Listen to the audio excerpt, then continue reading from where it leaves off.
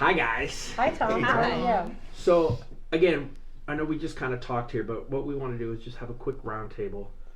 Moving here into 2020, I want to get your opinion on some things as we kind of again move into the new year. Some tweaks and things we want to do for my management trainee program, and just some of the other things that I really find interesting and kind of want your guys' opinion on. So to start here, let's talk about a new supervisor. What tips would you guys give a new supervisor, someone who's a management trainee, coming up through the ranks, or again, if there's somebody in Peoria, Illinois, who's a supervisor watching this, what tips would you give them to kind of help them? First thing I always ask them is to find out if they really want to be a supervisor or if they're just doing it to get off the phone. Because what people don't realize is what we do. They think it's easy. You're off the phone, you just walk around, and it's not. They don't realize the work that goes into it, the personalities. You've been working with the new people. Yeah. We just promoted a couple of the team leads, and that's the first thing they said is what you guys do isn't easy because they're helping us do it now. Mm-hmm. So I think a big thing is for like multitasking, and it's like underrated. Like looking at it, you think it's going to be easy. You don't think it's going to be easily manageable, but once you're in that part, it becomes difficult, and you have to have a good mindset, the patience with it when a lot of responsibilities get thrown at you. You know, real quick to both your points, like when Mashia came off the phone, because she wanted to get off. I don't know if she really wanted to be a supervisor. She wanted to get off the phone. She wanted off the phone. But then she realized you're in charge of 15, 16 people. When you're on the phone, you're just in charge of one. Yeah. So that's the big difference. Mm-hmm. And I think time management, don't you think? Yes, definitely. Figuring out how to organize your day. And I think, Stephanie, we talked about that one time, and you found the easiest way to manage your day was? We have the supervisor checklist, and it just says like hour 1, hour 2, but I actually, or hours 3 through whatever. Right. I added the actual time of day to mine, so that I know which parts of my tasks need to be done by what time I should have them done. And do you think by following that it helps you complete your tasks that are given to you? Absolutely. I think so. Has that checklist helped? Oh, a lot. Absolutely. Yes. A lot. Yes. Okay. I know it helped me. It helps me help my supervisors because I try to look every hour and a half where everyone's at in their checklist, and those who are falling behind, I can reach out to them and see if what's going on that they might need extra help with something. Right. So yeah, the checklists I think are a great idea. I guess with that too, operationally, like is there anything, like I love that checklist idea, like is there anything that you guys do, I don't know, maybe that somebody else doesn't do, or when you're on your team to kind of, make the day better for you? Is there any, when you're looking at a stat, or is there, I don't know, something operationally that kind of helps? I know that might be a vague question, but. For me personally, because I don't have, I'm like a utility supervisor wherever I'm needed. I don't have a checklist, but still with the structure, it was really important to me to have that. Even though I don't have a checklist, I know that I had certain things to do at certain time periods. Right. And just to piggyback off the same thing with the multitasking, you can lose focus because you have so many things to do. So that's why you really need to have a structure, even if it's a list or just a personal time period where you do certain things. And that's really what helped me, just having time periods where to stay focused at.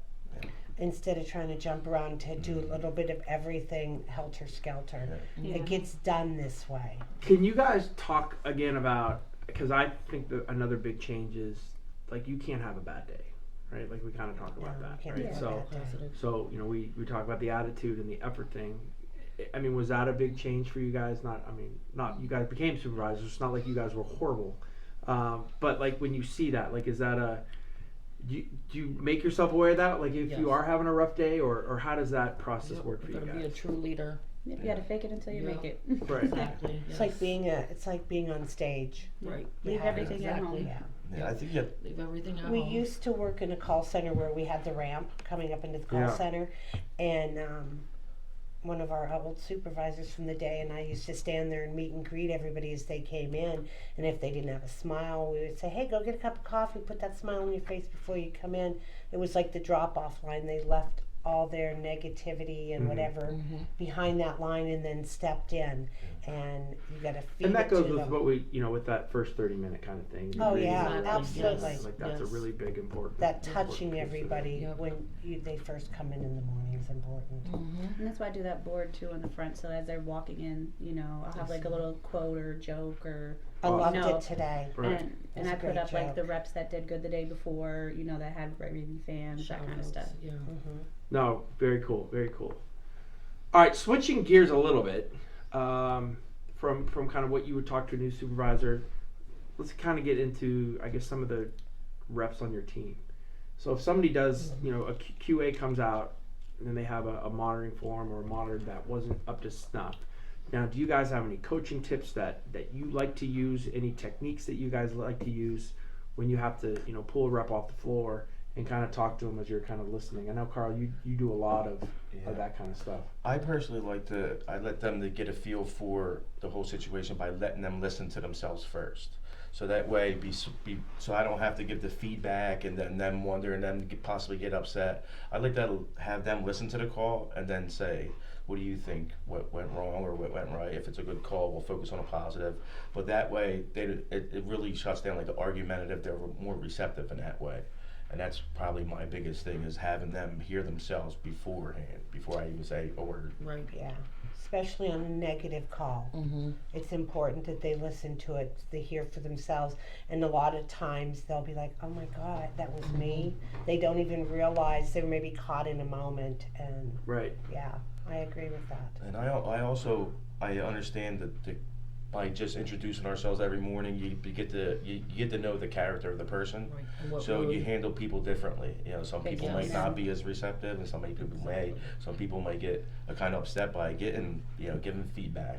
So I handle everybody differently just by understanding the way they are. So my approach will sometimes be different. I always let them listen, and then depending on the type of person I'm dealing with, that's how after that I'll say either what do you think about that, or these are the points, and it really helped me to understand the rep and also what type of feedback they'll be receiving if they're going to be receptive. Or You not. have to know your reps. You have to know your And reps. because I always used to tell everybody the best part and the worst part about my job were the people. And it's true till this day because there are so many personalities and you meet a lot of great people, but at the same breath, there's a lot of great people and they all have a different personality. And you can say hi to someone and they're hi, how are you? You can say hi to someone else and they're like, what does she want this time? So you have to know their personalities so you know how to meet and greet them and how to deal with them. I was going back to what we were talking for tips of new supervisor. I thought you were going to say too. What's your the phrase that you always use with Doers do what yeah. checkers check. Right. And it's true. And I've already noticed this, not with just with my reps, but my supervisors. The things they know that I'm going to ask about or I'm going to check on all the time are the things they do first. Even if they're maybe second or third on their checklist, they do the things I inquire Doers about. do and check what check. Doers do what checkers check. Yep. Yeah. Right. That came from way back in the day. Way Yeah, back no, I in like the it. day. Yeah. I like it. Stephanie, what about you? I mean, do you have any coaching wise when you're talking to your team? I found a lot of people, like you said, people get offended easily, things like that. So obviously knowing your rep is really important. Some of them you can joke around with them. Some of them you can't. You got to be Right. very straight facts. Like Carl said, if it's somebody that you know has a tendency to be more offensive, I'm more prone to let them listen to their own call first and then say, these are the things that you were supposed to do. Were those done? Kind of Right. a deal. And if they can't say they did them, obviously they're not going to be able to argue with you about it. Right. Well, they may try. They might try, but Right. But listening to it makes all the difference in the world. And starting out with the positive on the coaching. definitely always start Going positive. into the call and then letting them know what they did wrong. Or ending on you a know, positive depending on who it is. Exactly. Absolutely. Yes. I think you have to, Be consistent. when you monitor or do a monitoring, you have to have 2 positives for every negative. And I know sometimes that is really hard to do, but there's really, I don't think anybody sitting in a call center who doesn't want to do the job well. They just maybe lack the ability to do it or having a bad day. So by giving them the positives as well as the negatives, and should always be double the positive, because positivity actually, I can't even say it breeds more, where the negativity breeds more negativity. And I think again with the Absolutely. attitude and effort deal. Yeah, like, absolutely. you want to make sure that when they're going back out on the floor, they're not Yep. ticked at you or ticked at the process. Yeah. And boy, guys, praise as a group. Let them Yeah. all know when someone does great. I had a shout out before I came over here. A customer told me about the rep Who that was it? Angela, Okay, wonderful. how the rep just didn't call her back immediately, called her back later, gave her time to talk to her son, and she just went on and on and on about how she listened to her and just didn't hound her. And Listened the rep was like, but I effectively. didn't get the sale. I'm like, that's fine, but you got a raving Yeah. fan, and I announced it, and everybody gave her a a round of applause. Yep. Nice. Customer experience She is was half so the battle. happy for that. Right. Well, that customer now has a good attitude Yes. about whatever client you're representing. Exactly. Instead of if they felt hounded, then they're not going to think Tom hounded them or Carl hounded them. They're going to think the company hounded them. Mhm. So every call you represent your client and you want it to be the best foot. Exactly. And then, guys, kind of last question. I'm just gonna kind of open it up. Anything that you guys, I'm gonna kind of maybe throw you on the spot, but again, if there's a supervisor somewhere in that's watching this, is there anything that you kind of would want to say to help, or again, any piece of knowledge that you learn? Like I love like the phrase that you have, or any of that kind of stuff that. And again, I know I'm kind of throwing you guys on the spot here, but anything that you kind of want to end with. Like this is really good feedback. This is, I think, really good stuff, especially from the coaching aspect, and then tips for some new guys. But I mean, is there anything else you guys want to kind of add here?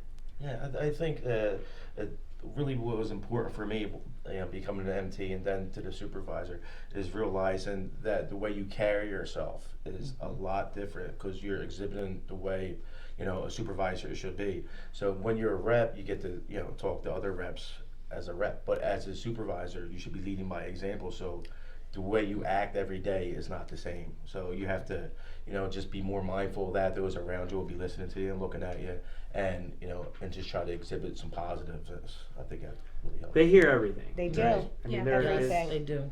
I mean, and we guys, every single one of us here was on the phones. Like you kind of get it, and there's times when you're just like, all right, I'm on the phone, and I just want to listen and hear something else. And so you're.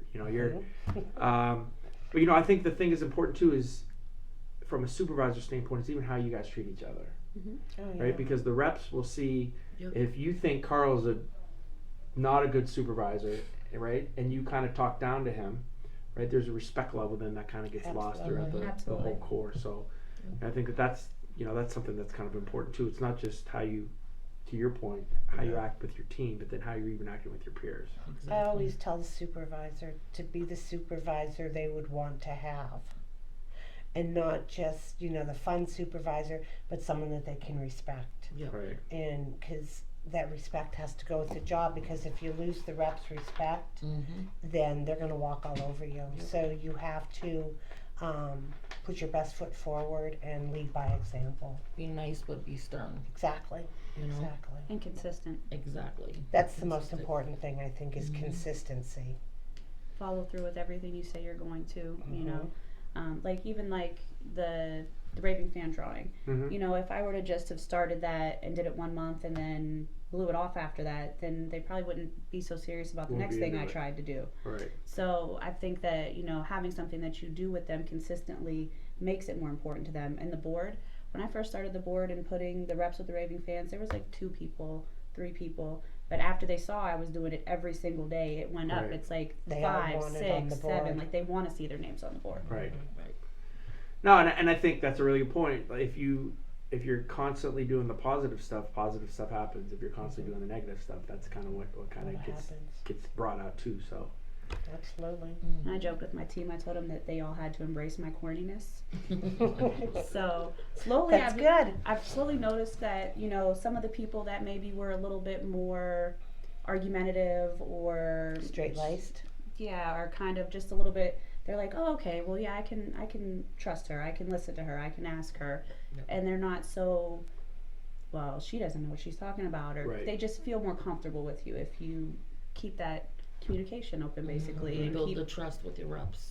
and keep Yes. yourself consistent. Like I said, make sure you're doing the same thing. Well, the cool thing is you guys have all come from there, right? It's that like nobody here was really hired off the street, right? Yeah. Everybody kind of came through. Everybody was on the phones. Yes. So you kind of do have that street cred a little bit, I guess, right? When Right. it comes to that, because I mean you were a killer outbound rep, Right. so those guys can't say boo. Mm-hmm. When the They process- can, but it That's doesn't the do them one any good, rep right? Yeah, it does help when I they know listen to you you because can you do know their what you're doing job. Right. on the phones. Right, Right. absolutely. She's like, you know what you're doing on the phones. That's why I listen to you when you tell me something. All right, guys, that was awesome. So thank you guys very much. I think there's a ton of feedback here. I know I want to do more of these kind of things, and we can kind of bring in some other supervisors too, and kind of Absolutely. rotate. And now you guys can all go back and tell them that it's not really Yeah. terrible. It's not bad at all. Easy cheesy. And I think I had suggested that maybe we incorporate some of the team leads in. Yeah. Well, we have even a lot even of some of great the reps, team I leads. think We we have can some we can team do some leads. of that too. Oh yeah, I can For think some of of some the- that would love to do it. Some of the Yeah. specific questions. So. Well, Yeah. I was I know. thinking as a team lead, but yeah, I mean Tina Haley.